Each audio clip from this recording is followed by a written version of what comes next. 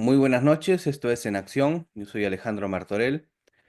Hoy vamos a conversar con el profesor don Alberto Huela Lamas sobre los conceptos Hispanoamérica, Latinoamérica e Iberoamérica y determinar cuál de estas denominaciones conviene más a nuestros pueblos. El profesor Alberto Huela es filósofo o como él prefiere llamarse, arquegueta, es decir, aprendiz constante. Estudió filosofía en la UBA y obtuvo el doctorado en filosofía en la Sorbona de París con la tesis Los fundamentos metafísicos de la ética de Aristóteles. Sus aportes al pensamiento son múltiples, ha trabajado sobre la identidad de América, la teoría del disenso, la metapolítica y el pensamiento filosófico argentino. Además, ha sido conductor del programa Disenso, junto al buen filósofo Silvio Maresca. Y tiene o ha tenido vinculación con la Fundación Gustavo Bueno y con don Antonio García Trevijano y su movimiento, el MCRC. Muy buenas noches, profesor Alberto, ¿cómo está? Bienvenido.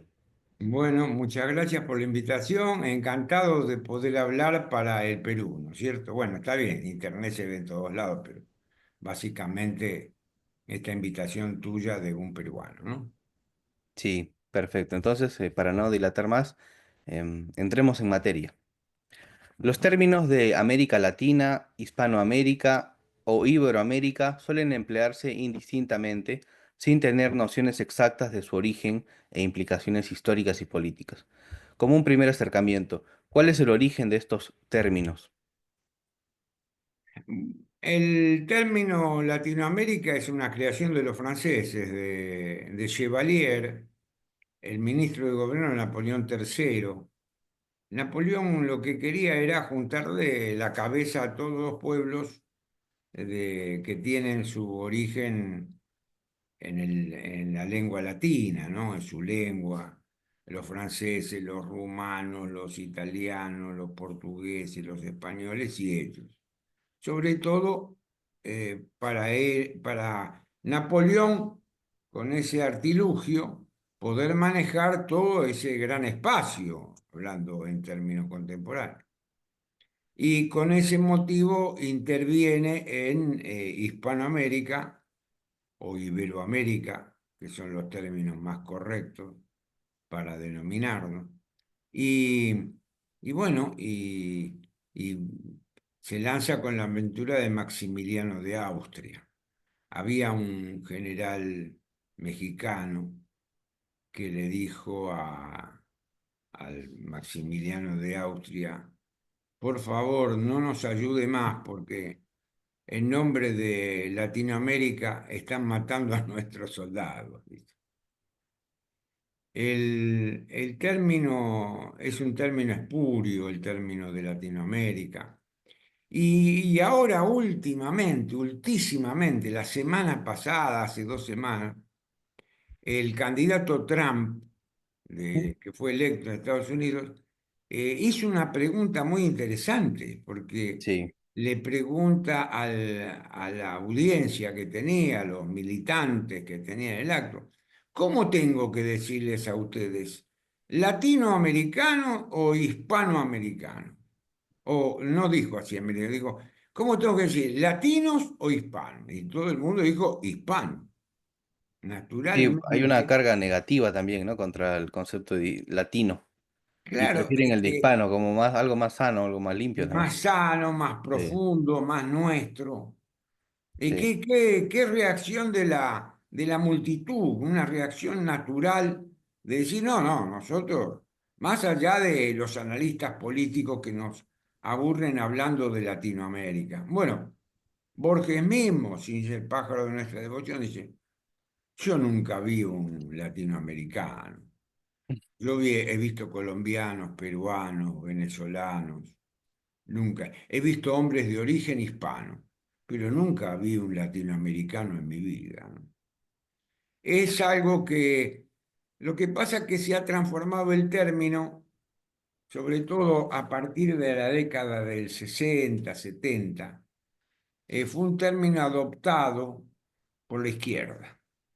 El marxismo, el marxismo sobre todo en América, que es el marxismo es Cuba, son los cubanos, ¿no? El marxismo adoptado el término de latinoamericano. Incluso autores antiguos como autores del centenario, como Vargas Vilas, el colombiano, yo qué sé, Manuel Ugarte, el argentino, que usaban los términos Rodó, usaban los términos, siempre era Hispanoamérica, nunca era Latinoamérica, pero se adopta y después también lo adopta la Iglesia. La Iglesia comienza a hablar de la escuela pío latinoamericana y todos los curas hablan de Latinoamérica. Y los liberales, para no ser menos, también. Entonces se transformó en un término políticamente correcto, porque si lo habla la izquierda, lo hablan los liberales, lo hablan los masones, lo habla la iglesia, y no queda ningún otro ámbito de poder político que no hable de Latinoamérica. Entonces se impone. Y Sí. bueno, y ese es uno de los... La guerra semántica es lo primero que se pierde, ¿no? Yo Entonces, le, es un término que no tiene ningún asidero, ni antropológico, ni antropocultural, ni lingüístico, no tiene ningún asidero.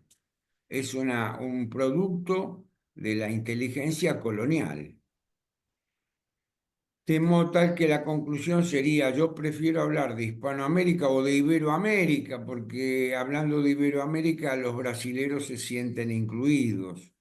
Aunque en realidad el mayor sociólogo de Brasil, que fue este, Freire, Euclides da Cunha, después de todo, Gilberto Freire, Freire, ¿no? no marxista, digo, marxistas tuvo un montón, ¿cierto? Ujú. Pero no marxistas. Incluso Helio Jaguaribe, que yo lo conocí, lo traté y que tengo cartas de él donde me dice, qué bien, profesor, pero estoy hablando de los años 80, 90. Cartas de él, qué bien, profesor, que termine, que usted critique el tema del latinoamericanismo, que es un universal vacío, me dice. Él, yo prefiero Iberoamérica. Pero en realidad, este, los brasileños son doblemente hispanos, porque son hispanos porque forman parte de la península hispánica. Y son hispanos por la tradición cultural de ellos. Entonces Gilberto Freire tiene un libro muy lindo que se llama El reto hispano. Entonces dice, nosotros los brasileros somos doblemente hispanos y está muy bien que nosotros digamos que somos hispanos. Bueno, se puso el término de Iberoamérica por la península ibérica, bueno, ahí no hay mayor problema. Pero no hay que denominarse latinoamericano, eso no. Este es una cosa muy interesante de tener en cuenta. Y después, lo otro desde Argentina, yo te quería leer algo, ya que estoy hablando para el Perú. Tengo un libro que salió en el año 1996 y que después salió acá el año pasado, que se llama, a ver si lo Sí, está puedo, bien así. Al revés. así. Así. Bueno, no Hispanoamérica sé si contra sale Occidente. bien, Sí, sí, Hispanoamérica contra Occidente. sí. Este libro, no es porque lo haya escrito, no, pero es hermoso. Pues esto nació de una polémica, nace de una conferencia mía en el Palais de Congrès de Versalles, en francés y todas esas macanas. Pero acá quiero leerle esto para los peruanos, en homenaje a ustedes. A ver. Todo el mundo, el nombre de Argentina. Todo el mundo sabe que el término Argentina viene del latín argentum, que significa plata, y de allí se deriva el término argentinus. Lo que no se sabe o se sabe poco es que en buen latín no se empleaba el término argentinus, pero sino el término argentarius, argentatus, argenteolus, argenteus. argentosus, pero nunca argentinus. De modo tal que el nombre argentinus es una creación del latín hablado en Lima y no en Europa. Mira, curioso. Primera originalidad americana de nuestro país. Y sigue el trabajo, voy mostrando cómo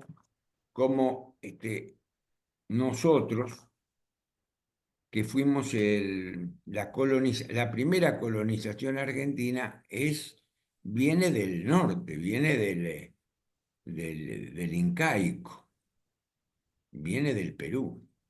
Nosotros fuimos 200 años, formamos parte del virreinato del Perú, Sí. hasta 1796, muchísimo tiempo. Fuimos prósperos.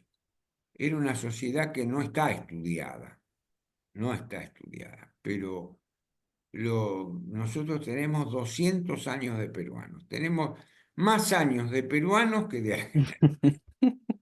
¿Eh? Esto lo tienen que saber en el Perú, pues calculo que lo deben saber, ¿no? En fin. Bueno, te quería hacer este comentario nomás.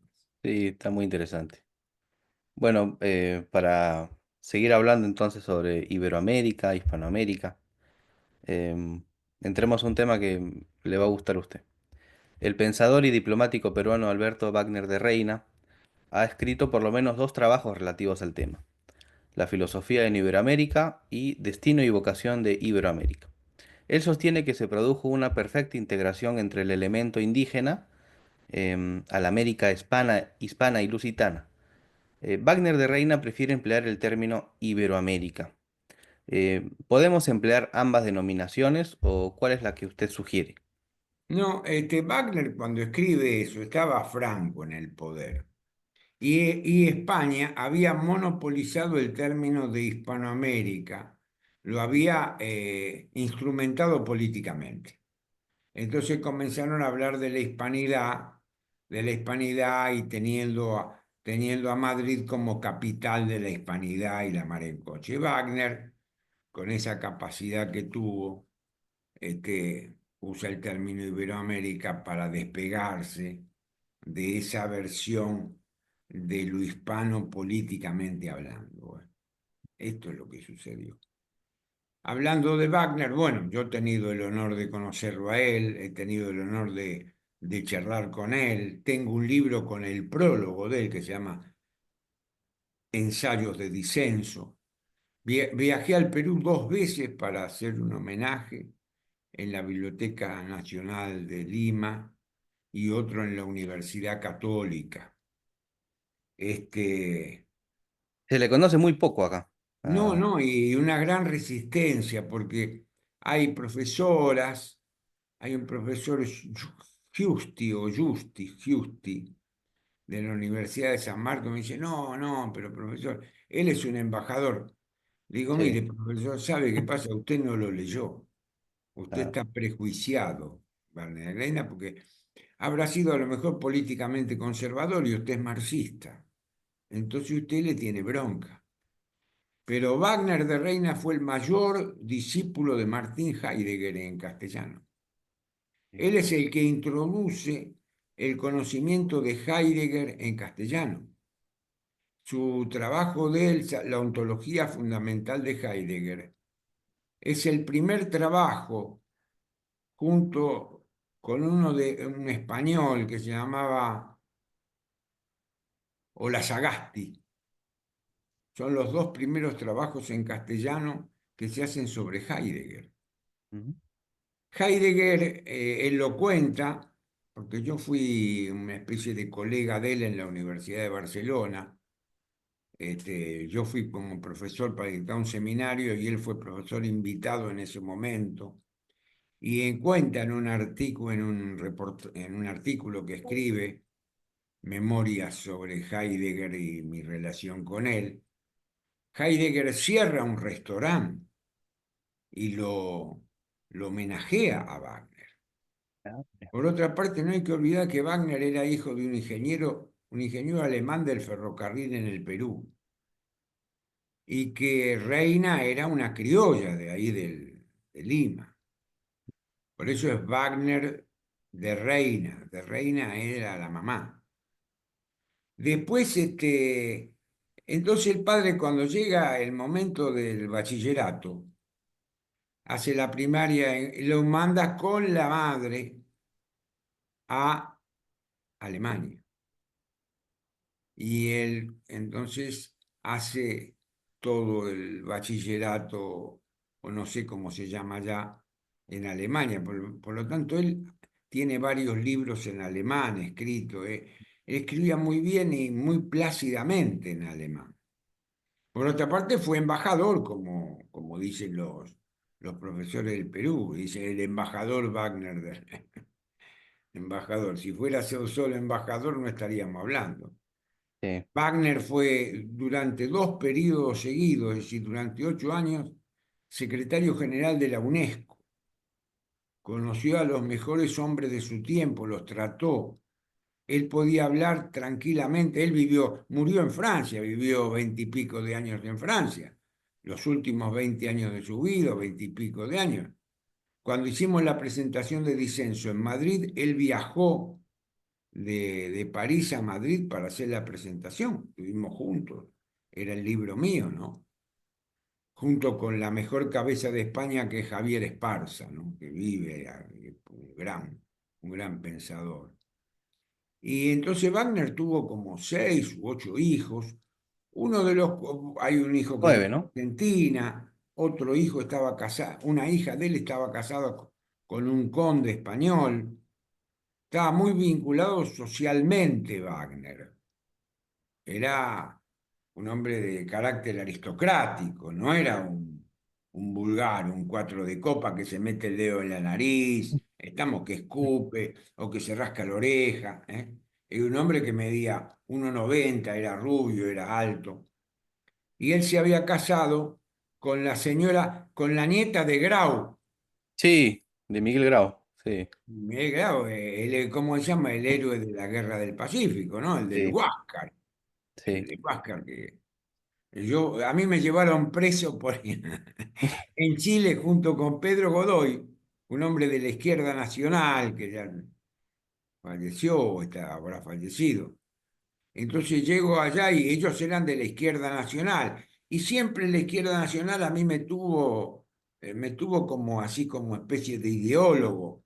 En Bolivia estaba Solís Rada, en Uruguay estaba Metol Ferré, en Paraguay estaba Báez Roa, en Chile estaba Pedro Godoy, en Argentina estaba yo y había otros más, bueno, pero eso éramos los 4 o 5. En Perú no, nunca tuvimos ninguno, porque con Perú nunca hubo una relación política, aparte que estaba marcada por la influencia del maricón ese, como se llamaba, que nunca fue presidente, que era un marica, Haya de la Torre.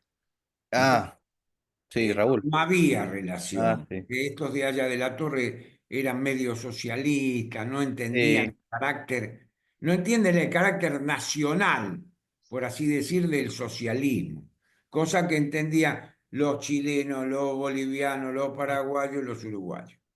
Y los brasileros también, porque en esa familia estaba Helio Jaguaribe. De modo tal que el hombre más nacional que yo conocí en Perú fue Wagner, ¿no? Seguramente Wagner. Después, aparte Wagner, ¿qué hace? Con su tesis sobre Iberoamérica, él toma la teoría de las 4 causas de Aristóteles. Entonces dice que hay una causa, vos sabrás como licenciado en ciencias políticas, que Aristóteles tiene una teoría de las causas, habla de la causa eficiente, de la causa formal, de la causa material y de la causa final. Entonces él dice que si bien la causa final es América, la causa formal, la causa material es lo indio y la causa formal es lo hispano. Es- Cuando se junta la causa formal con la causa material, producen el efecto, ¿cuál es? El efecto es nosotros, que somos los hispano-criollos, que somos una cultura de síntesis. Él hablaba de cultura de síntesis. En Sí, fin, como Belaúnde, Víctor Andrés Belaúnde. como Belaúnde, él quería muchísimo Belaúnde, él me Ah, lo recomendó. Él quería dos autores, Belaúnde, y después quería a Quevedo, Quevedo. porque la tesis de Wagner, Y a De la Riva Agüero no le... de la no le Riva conoce. Agüero también lo mencionó, pero ya son más historiadores. Sí. Belaúnde es más profundo. Tiene un libro que se llama Peruanidad. Ujú. No sé si los conocen ahí en Perú. Sí, Bueno, tienen que sí, conocer, porque sí. hubo muchos Belaúnde que fueron presidentes y esas cosas. Pero me voy del tema. La tesis filosófica Ujú. de Wagner es una tesis existencial, no existencialista, existencial. Ah, Yo me inscribo dentro de esa corriente también. Él me decía, profesor Vuela, nosotros tenemos tres elementos en común y que los participamos los tres. Nosotros hemos estudiado mucho Aristóteles, hemos estudiado mucho Heidegger y somos cristianos. Esos tres elementos nos unen indisolublemente. Hay, hay tres generaciones de diferencia entre usted y yo, pero yo estoy muy orgulloso de que usted continúe aquello que estuve pensando, etcétera, etcétera. Entonces, ¿qué dice Wagner? Wagner dice que por eso me decía leer a Quevedo. Yo me puse a leer a Quevedo. Es más aburrido que chupar un clavo, porque es del siglo XVI. Yo no lo sí, leí. sí. Si Mira. te digo a vos que tenés 30 años menos que lea Quevedo, vos decís, no, mire, yo, déjese de jorobar, no va a leer. Si usted no lo leyó, a lo mejor puede ser yo alguna limitante intelectual. Yo no digo que no. Pero el tema fundamental en Wagner que él adopta que la idea de desengaño. La idea Ya, de desengaño en la existencia es fundamental. ¿Por qué? Porque el desengaño, dice Wagner, es como una Y. Yo vengo por un camino y puedo seguir por acá o por acá. Este es el principio de desengaño. El desengaño abre nuevas oportunidades existenciales. Y esta es la tesis metafísica fundamental de Wagner de Reina. La idea de desengaño como apertura de otras posibilidades. Yo tomé eso y lo apliqué a qué? Al disenso en la política.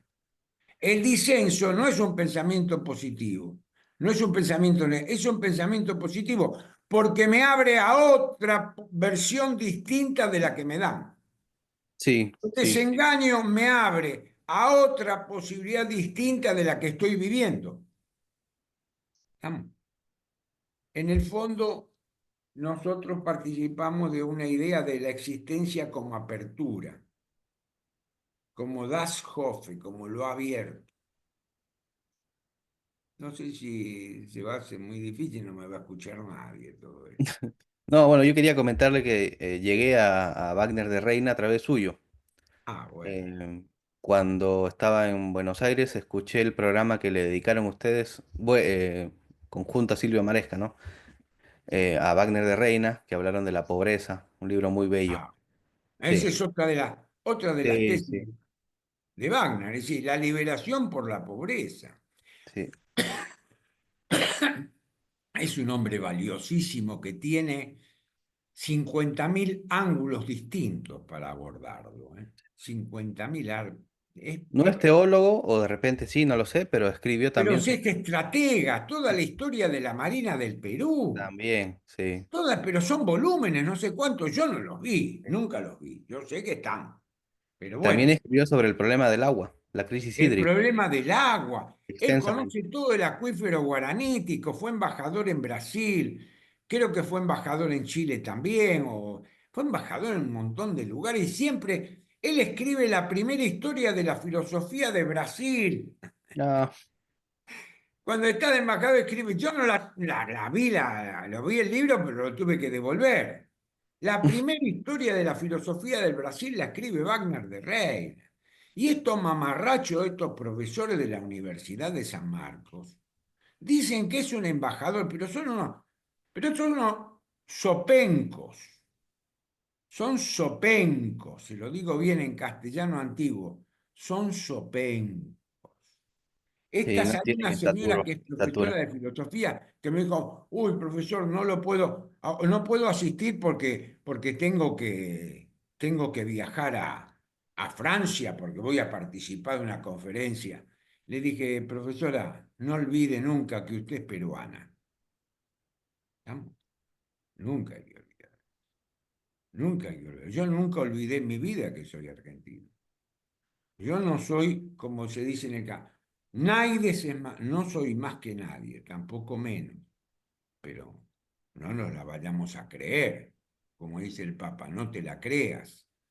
A ver si porque vas a Francia, vos sos Gardel y Lepera. No, vos sos un argentinito, vos sos un peruanito, y así te van a tratar y así te van a considerar.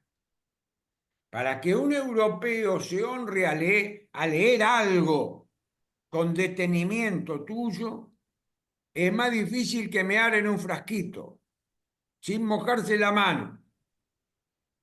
Esto es lo que hay que tener en cuenta. Bueno, usted Siempre, podría ser la excepción, porque lo han leído en España, por lo menos. sí, en España, en Sí. Italia, en Francia, sí, me han leído. Pero una cosa es leer y otra cosa es incorporar la fuerza de la idea. Y Y esta fuerza el que ruso, tiene... este ¿Eh? ruso. eh, Ah, y iba a seguir hablando de Ah, Wagner. sí, sí, sí, sí. Porque Wagner, sigo hablando de Wagner porque es más importante que todos nosotros juntos. Wagner en Pobreza y Cultura, después de estar 8 años, dice, señores, como secretario de la UNESCO, que conoce todo, dice, y estuvo en la FAO de Roma, dice, señores, a Kennedy, al que yo quiero y admiro y trato, nos trajo la Alianza para el Progreso. Y esa Alianza para el Progreso en América produjo más pobres. Nosotros tenemos que vivir con lo nuestro, como decía un economista argentino, Aldo Ferrer. Tenemos que vivir con lo nuestro y si lo nuestro es escaso, tenemos que vivir en la escasez, tenemos que vivir en la moderación, tenemos que vivir en la austeridad. La austeridad, la moderación, la escasez nos van a hacer más ricos. Esa es la tesis de Wagner. Es una tesis, obviamente, es una tesis cristiana, obviamente, que es uno avanza por el sacrificio que uno produce sobre uno mismo. Avanzamos sobre la privación, sobre el sufrimiento, sobre el sacrificio.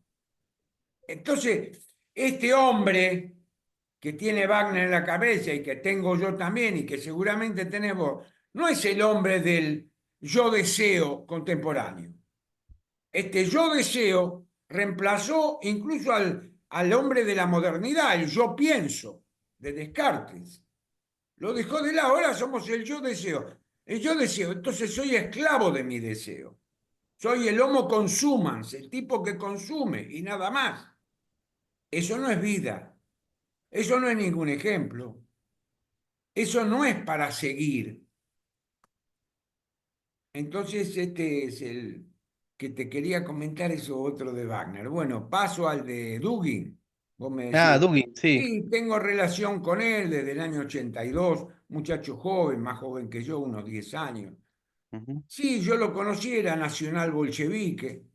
Los nacional bolcheviques eran los socialistas que estaban, los socialistas que apoyaron a Hitler y que inmediatamente lo dejaron de apoyar. Era nacional bolchevique.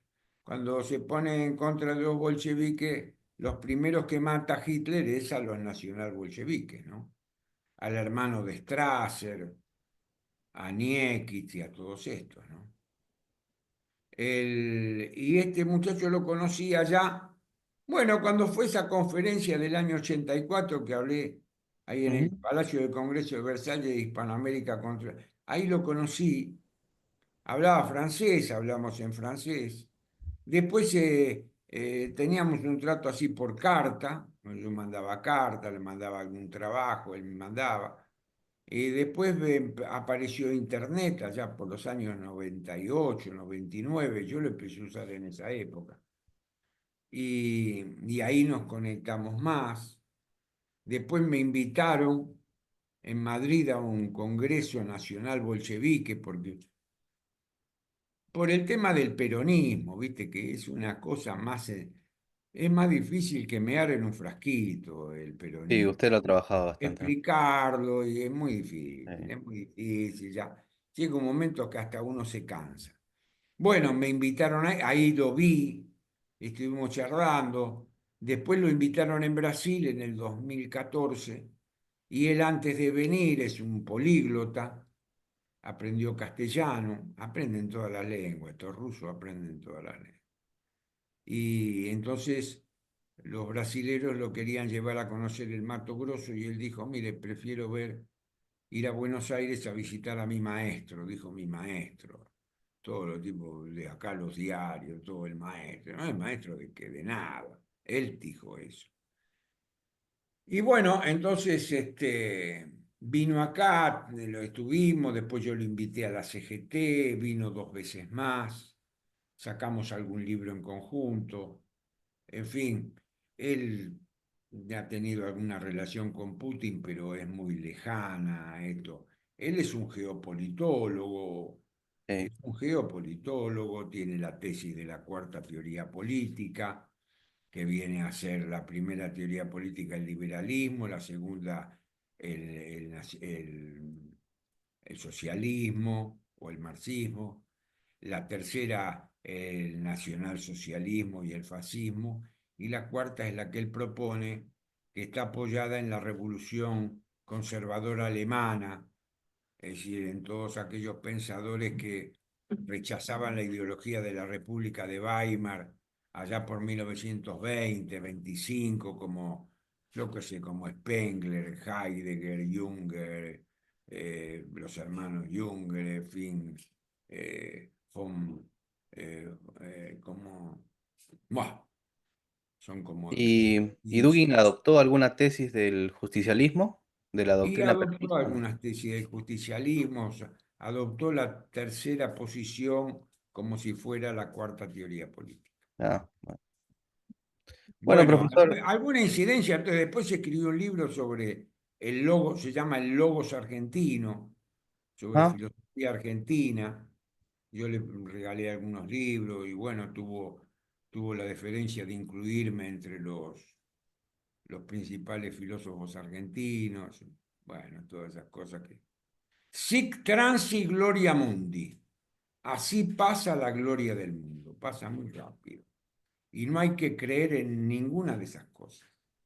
sí. Solamente hay que creer en la verdad y en la búsqueda de la verdad. El resto es todo paja, es todo para prender Bueno, fuego. y si somos cristianos, podemos recordar el logotipo o el lema de los cartujos, que es el mundo pasa y la cruz queda intacta, ¿no? Permanece inmóvil, mientras que el mundo da vueltas.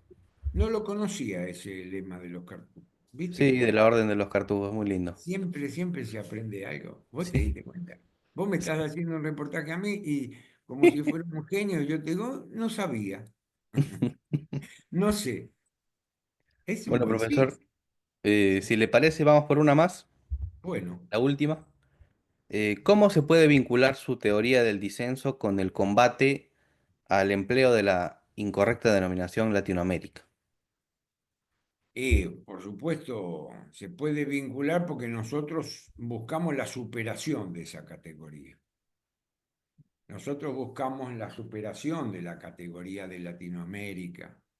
Y por otra parte, buscamos también la concreción de un espacio hispanoamericano. Es decir, si hablamos de Latinoamérica, entonces tenemos que incluir a todos, tenemos que incluir también a Canadá, Ah, sí, hágalo. Sí. al Caribe, no A tiene los nada que ver. haitianos, ¿Eh? a los haitianos. Los haitianos, no tiene nada que ver con No. nosotros. Eso era un invento de incluir a los haitianos, fue un invento de Sandino, del nicaragüense. En realidad, cuando nosotros hablamos de Hispanoamérica, tenemos que limitarnos a Sudamérica. Sí, culturalmente estamos de acuerdo, pero en la instrumentación política de Hispanoamérica yo la veo con cierto grado de verosimilitud política limitada a Sudamérica. ¿Y los mexicanos quedarían excluidos? Los mexicanos no van a participar en nada con nosotros. Los mexicanos, como decía el dicho famoso, tan lejos de Dios, tan cerca de los Estados Unidos. No, nosotros no podemos hacer cosas con México. No podemos porque hay una disposición de ánimo distinta. No podemos hacer cosas con el Caribe. Sí, podrá hacerlo Colombia, podrá hacerlo Venezuela, que están en el Caribe. Como me dijo una vuelta, yo estuve en Venezuela, hablé con Chávez más de una oportunidad. Me dice, bueno, nosotros limitamos con Holanda, con Francia, bueno, perfecto, pero nosotros no. Y la verdad que hay que ser realista y no podemos plantear, sí, teóricamente podemos plantear un gran espacio que vaya de Alaska a Tierra del Fuego, pero eso es un flatus voce, es un flatus voce, es una cosa, es un decir nomás. Lo cierto es que hay que buscar una integración de América del Sur. Ujú. Nos tenemos que, estamos forzosamente llevados a reducirnos. También nosotros podíamos, planteaba en su momento Oliveira Martins, el portugués, decía, bueno, no, Antonio Sardiña, decía, no, el Atlántico es el Mare Nostrum. Sí, sí, bueno, anda a navegarlo ahora. El Atlántico es el Mare Nostrum de los norteamericanos del norte hasta la Antártida. Mm, No podemos navegarlo, no lo podemos navegar, no nos dejan. Entonces, el tema del disenso, hay que disentir incluso con las grandes, esas grandes y mega ideas y limitarse a América del Sur. Había sí, que plantear una Antártida sudamericana, como nosotros hemos planteado, está por escrito todo eso. Bueno, pero ya surgió inmediatamente de Chile diciendo, bueno, ahí está el profesor Vuela, plantea una Antártida sudamericana y entonces es el imperialismo argentino y cosas por el estilo. Y yo decía que hay que plantear una Antártida sudamericana para oponerse a la internalización de la Antártida, porque el punto más oriental que tenemos nosotros en América del Sur está en Perú. Y el punto más occidental está en Perú. Es una punta, ahora no me acuerdo, lo estudié en su momento.